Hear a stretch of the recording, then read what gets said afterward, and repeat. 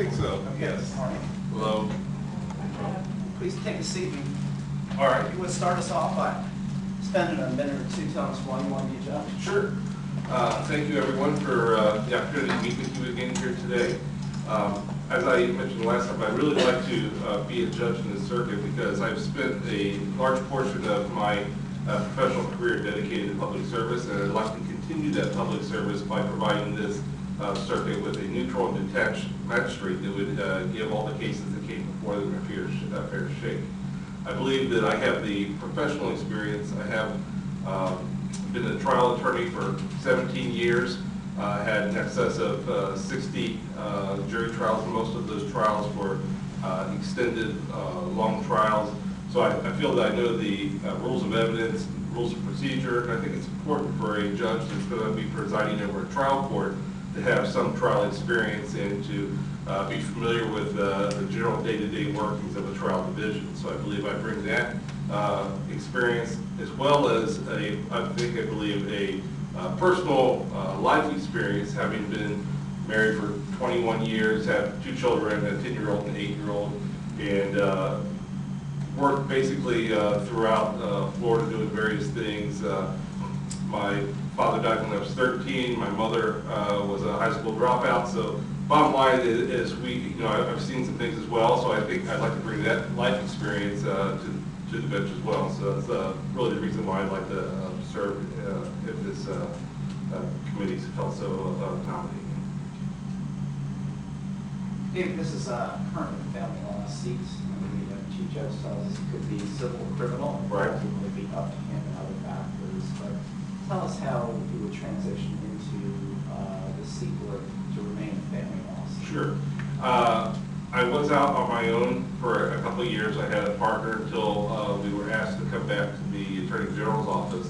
During that time, about half of our practice was family law, so I had probably handled maybe 40 divorces, child custody, child support cases while I was out.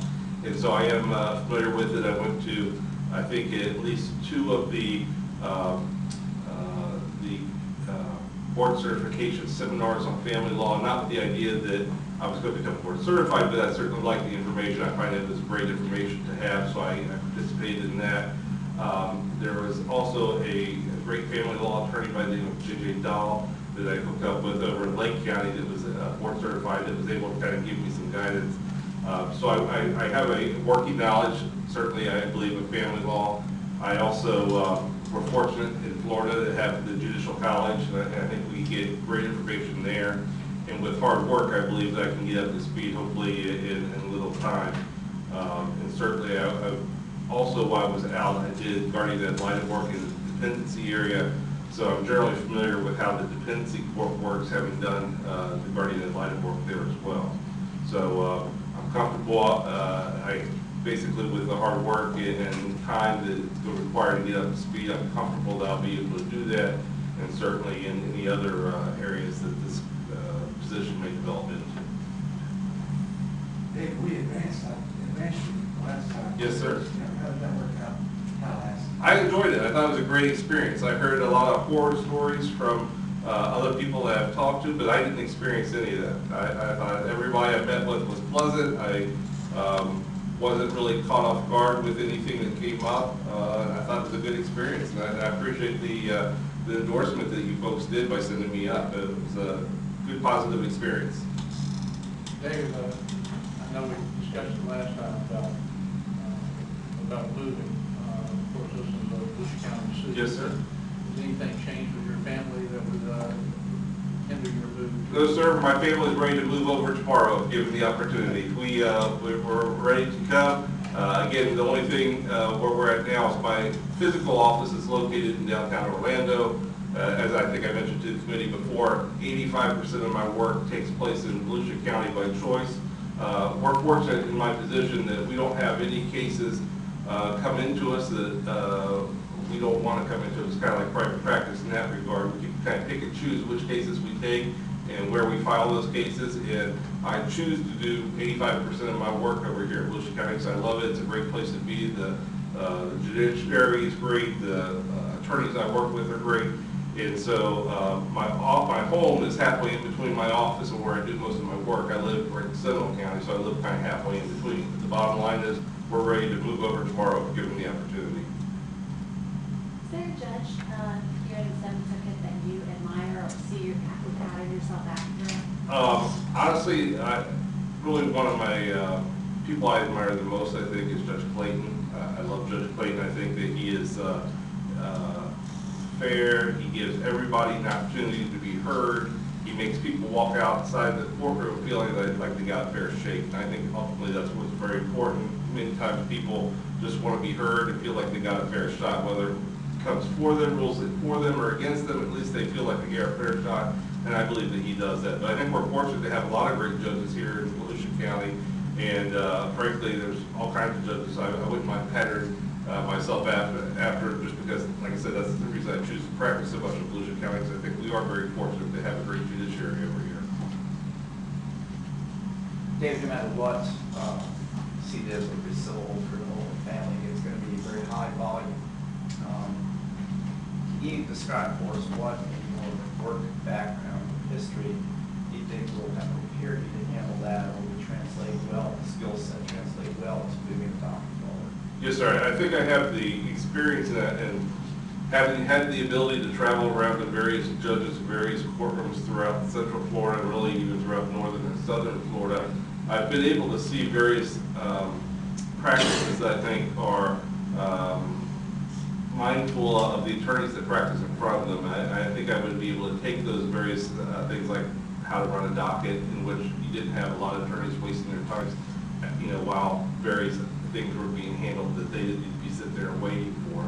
So I think that would be one aspect. The other aspect is, frankly, if I could just show you my calendar, you would see that basically I'm juggling all types of things. Here this morning I was in front of Judge Case for what was supposed to be a voir dire this morning.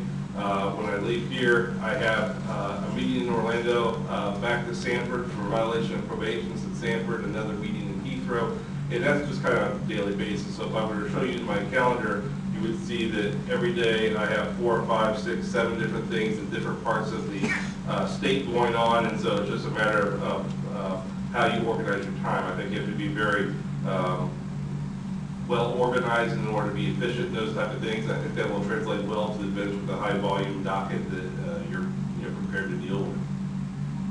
David, career-wise, except for being a judge, putting that aside for a second, where do you see your career going? Frankly, I'm happy where I'm at. I mean, honestly, I have done private practice for a few years. I have been in the state attorney's office, but I think at the attorney general's office, it's kind of the best of all the worlds.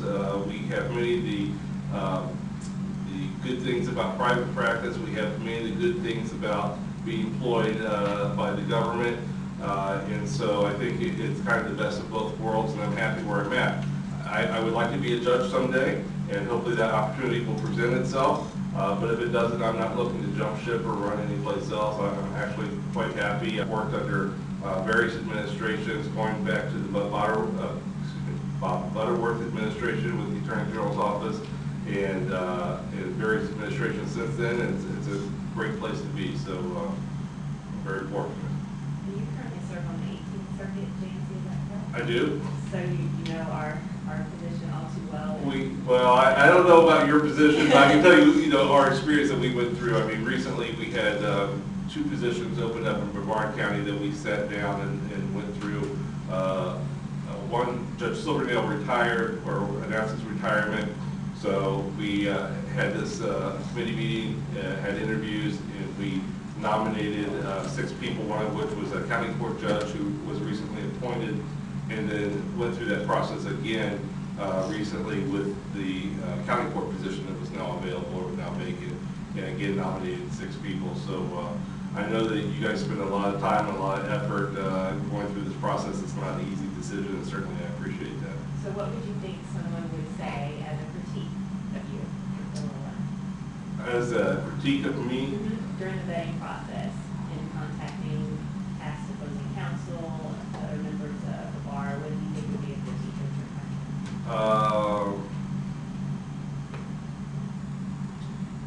probably a critique of my practice is that I spend too much time on nights and weekends focusing on cases and working on cases instead of getting away from that and stepping back a little bit.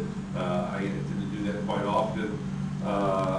I also perhaps can be a little bit accommodating. You know, if an opposing counsel comes and they would like, just a prime example, this morning we were at jury selection and I was ready to pick a jury.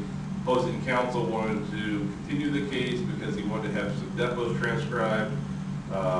You know, perhaps I could have been a little stronger in objecting, but frankly, whenever there's an opposing counsel on the other side that has a legitimate need, I hate to be obstinate and stand in its way. So the court listened to both sides and went ahead and ruled on the granted the motion to continue. So I guess in that respect, you know, I could try to move things a little quicker, so that perhaps would be a critique. But frankly, it's just a matter of fairness, I think, and how you deal with people. I think that's very important. So I try not to really be real obstinate, you know, opposing counsel, that kind of thing. That's, you know, and being more fortunate and being in my position, like I said, that I'm able to see how various practices are done throughout the state of Florida. And I can tell you that that is very nice in Volusia, and I'm sure many of you that practice in other counties and things, that's not so the case when you have South Florida attorneys, often from Miami. They have a different way of doing things, or even some Tampa attorneys, that kind of stuff. So it is a different feel, and so that would perhaps just be the one critique. I think last time before us, you made a comment about the way you view defendants, and you try to shake their hands or something. I don't know if you remember that, or that's kind of your world. Not really shake their hands, but I do tell you that, again, I'm kind of in a fortunate position because the cases I deal with are usually more serious than kind of run-of-the-mill state attorney's office cases that I've had as a state attorney, and, you know, where you're just trying to bail water and keep your head afloat, so to speak. The cases I'm able to focus on are a little more long-term, and so basically what we try to do, and I don't think it's just me, I think we have 6 attorneys in my position. There's 29 of us spread throughout the state. There's 6 of us here in Central Florida. We try to, as a way of resolving any case, before we make a resolution, I want to meet with the defendant face-to-face and sit down with them. We call it proffer, but basically talk to them for 2 or 3 hours about not only things that, you know, they can do to help law enforcement, that kind of thing, but I want to get to know their story a little bit, because my time in private practice for the, you know, I did criminal defense work. I love criminal defense work. And very few people I met were truly evil. There are those people out in the world that I think are evil, that hurt people, but those aren't the type of cases I handle. The type of cases I handle are cases that are either fraud cases or drug cases, that type of thing. And yes, they do hurt people, but I don't think that they do it with an evil intent. You know, they do it because they're trying to make money, they're trying to do whatever. And so I like to get to know the people a little bit so I can fashion a remedy that kind of helps with that regard. I think you can't put on blinders, especially today where, you know, for instance, we hear so much about minimum mandatory sentencing, and I think we can't put on blinders and disregard the person behind the crime. We have to see who it is that we're sentencing and try to fashion a remedy that's significant and appropriate for that particular individual.